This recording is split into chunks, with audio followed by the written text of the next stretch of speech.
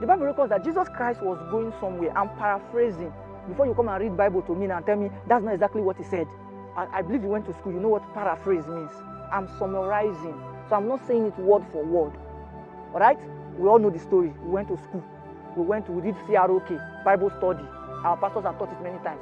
The Bible records that Jesus Christ was in a place or was going somewhere and they asked him to pay tax. You know what tax is? Not title. You should pay tax. And Jesus turned to Peter and said, "Oh boy, I beg, go river, cast your hook. The first fish when you go catch, money there inside, bring and come out, pay tax." Brothers and sisters, let's calm down. Let's think about this thing. Do fishes keep money in their mouth?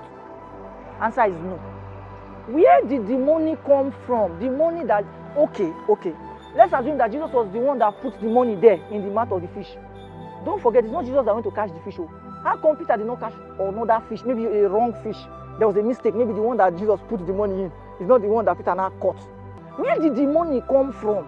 Money inside fish's mouth to pay tax. Okay, did they tell us that Jesus collected change? How come the money was the exact money that was needed? For that one, or for me, I will quote one scripture, then I will now say what I want to say concerning that one. Jesus said, "All these things that I have done, you will do it. Greater than these things that I have done, you will also do it." That's the scripture. Let me go further. If as I'm here now, police now comes and arrests me, "What are you doing here?" Or "You are supposed to pay money for this place," and I check my pocket, I don't have money.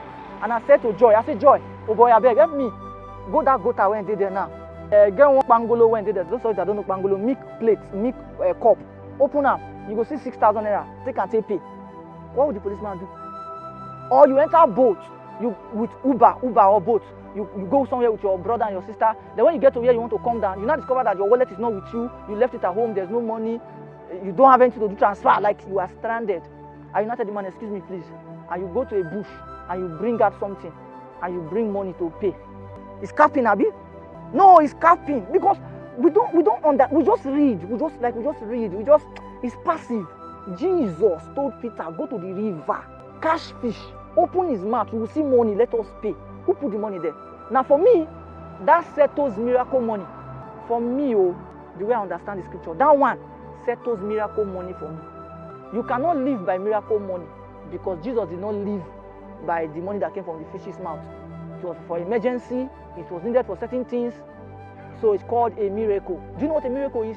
Miracle is God's supernatural intervention in the affairs of men. That's what miracle is. When God intervenes in a matter, that's what we call miracle, because the normal ways that men will sort it out. So when it's beyond men, you cannot invite God and say, "Baba God, I beg, you don't pass me, come do something." So God will not do something. Now let's move